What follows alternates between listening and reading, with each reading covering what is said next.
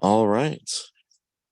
As we have a quorum, we will call to order the regular scheduled board meeting for the City of St. Louis Port Authority for July 13, 2023. May we have a roll call, please?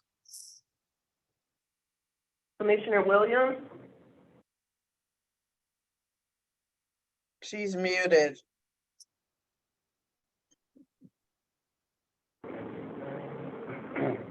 Commissioner Kay, Present. Commissioner Present. Williams, Present. Sorry, I was trying to get off mute. Commissioner Miller, Present. Chair McBride. Present. And we have two minutes to approve. We'll take them up separately. At this time, I'd entertain a motion to approve the minutes for our May 11, 2023 regularly scheduled board meeting. So moved. Second. Been properly moved and seconded. May we have a roll call vote, please? Commissioner Williams, Aye. Commissioner Kay, Aye. Commissioner Miller, Aye. Chair McBride. Aye. Motion passes and those minutes are approved. Now we'll take up approval of minutes for the June 8, 2023 regularly scheduled board meeting. So moved. Second. Properly moved and seconded. May we have a roll call vote on the approval of these minutes? Commissioner Williams, Aye. Commissioner Kay, Aye. Commissioner Miller, Aye. Chair McBride. Aye. And the minutes are approved for June 8. Now we'll take up a resolution that had previously been tabled. That's resolution 23 PT 19, approving amendment to the contract with HDR Engineering. Susan, are you walking us through that? Yes, good morning, everyone. Good morning. Since we've tabled this, we've had a chance to go over some of the details of the project with both the street department and the mayor's office. And we feel like we're ready to move forward with the survey, or with asking HDR to survey the site immediately west of the South Refuge to see what it has to offer in the way of higher ground and the possible relocation, or for the possible relocation of the trash transfer building. So that comprises $32,500 of the amendment cost. There's a second component. There's some environmental, there's an ESA, which is an environmental site assessment. That scope was in their contract that the Port Commission approved, but they hadn't established the cost, and so now they have, and so that's the second sum, which is the $23,826.32. So the total addition to their contract is approximately $56,000. So that's the, we're requesting an amendment to HDR's contract so that they can proceed with the survey of the Dogtown site. It doesn't commit us to anything further than a survey, it's just to see what the site has to offer, and this environmental, the dollars assigned to the already approved environmental scope. And just so that we're not lost and confused like I was at the last meeting, we're saying dog pound, not Dogtown. And so I want to make sure that's clear. Yeah, that's right. Are there any questions for Susan from the commissioners?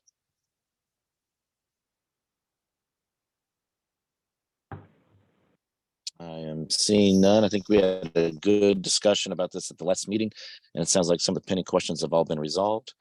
If there's nothing, and so Susan, has anything changed from the amount of monies that we discussed at the June 8th meeting? The amount of money for what? For this contract amendment? Yes, for this contract amendment. No, it's the same. Okay. Then if there are no further questions, I'd entertain a motion to approve resolution 23 PT 19. So moved. Second. Second. Probably moved and seconded. May we have a roll call vote, please? Commissioner Williams, Aye. Commissioner Kay, Aye. Commissioner Miller, Aye. Chair McBride. Aye. All voting aye, the motion passes and the resolution is approved.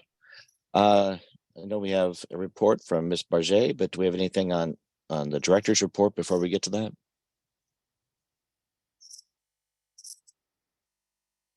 Susan, do you have a report?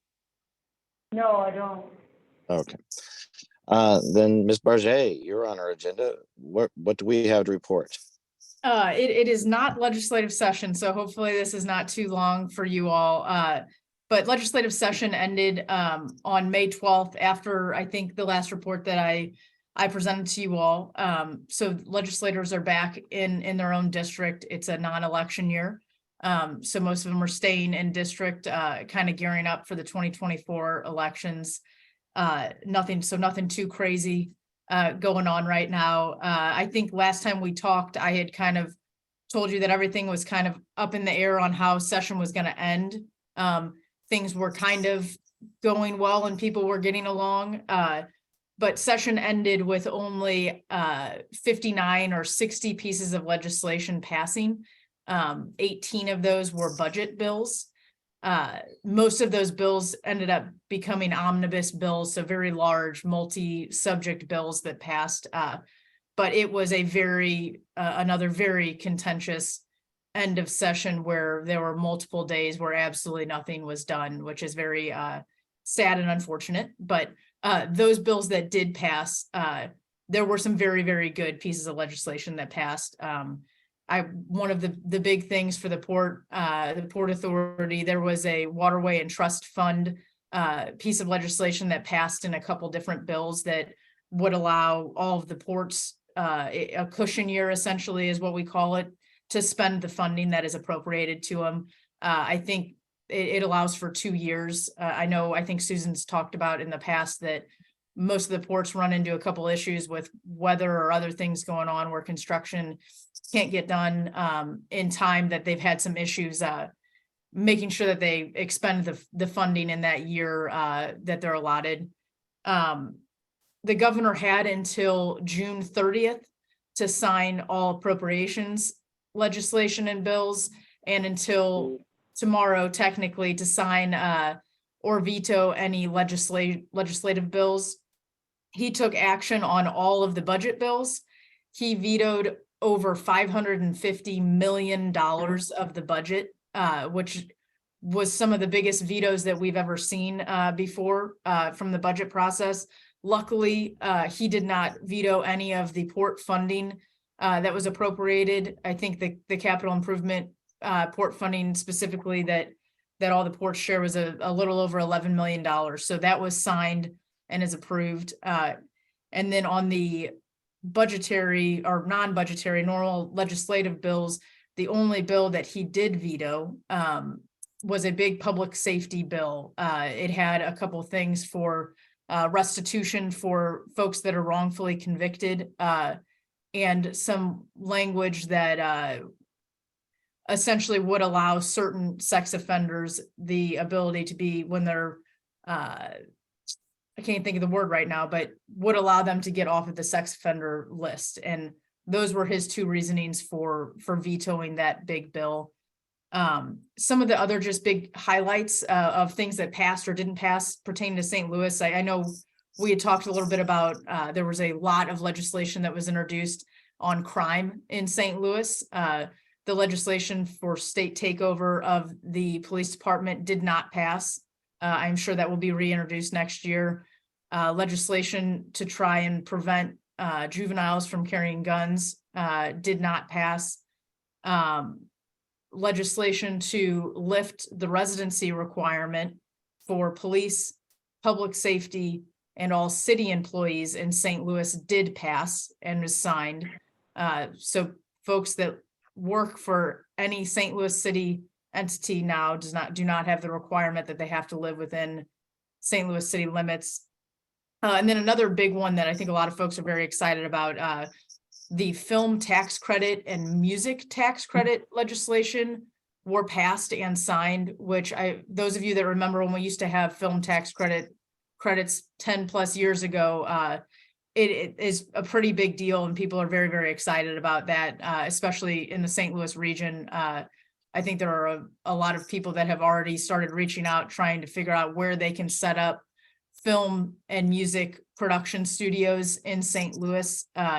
There's a big rehearsal facility that's going out in Chesterfield. I think they're between the Department of Economic Development and some other folks there's some big excitement about how much of the music and film industry that's going to bring to the St. Louis region. In addition to that, I don't know, I won't bore you all with I am sure you've seen the initiative petitions that have been put out there. They're obviously IP reform in general and making it more difficult for initiative petitions to pass has been a very big priority of Republicans. That did not pass this year. I think you probably have seen quite a few either filed or rumored to be filed IPs thrown out there.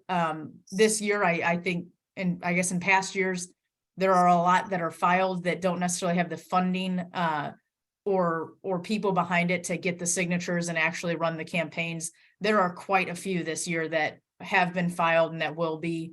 I think you're going to see a big push and a lot of things put on the ballot because of the anticipated changes to IP reform in the next couple of years. There will be some very big races coming up for governor, all statewide offices except the auditor in 2024, but I am sure many opportunities to share all of the fun things that are going on with those races with you. But I don't know, does anyone have any questions for me about last session legislation, budgetary stuff, elections, anything else crazy going on? And any questions for Ms. Barget? I will. The last thing I'll say, Susan and I have talked a few times, and I think in like September, October time, we're going to invite all of the St. Louis region legislators to come down, do a little tour and have Susan do a little presentation. Obviously the St. Louis Port Authority is a little different than most of the other port authorities, but just to get with term limits, a new fresh knowledge, little 101 on how the port functions in St. Louis, some of the fun stuff that's going on, some of the projects coming up, some of the struggles that we have, but we will keep you posted as we have those meetings as well. Outstanding. Thank you for the report. Sure, it's been a while since the Port Authority did that, and it's really helpful to have legislators who understand, what happens at a port, and we're the busiest inland port in the country, and so we have a lot to show off, and even if they don't have the river in their district, they have goods and commodities that need to move by the river. So it's really, they've always been very appreciative. We haven't done a tour like this in a number of years, so we're looking forward to talking to the current legislators. So. It never hurts to educate people on things that are going on in the port and in the city. So I think that'd be great. All right. Is there anything else, Susan? No, I don't have anything. Very good. As we have nothing else on our agenda, our next meeting is scheduled for August 10, 2023. At this time, I'd entertain a motion to adjourn. So moved. Second. It's been properly moved and seconded. We are adjourned. Thank you all very much. We appreciate it. Thank you. Thank you. Thank you. Bye. Bye.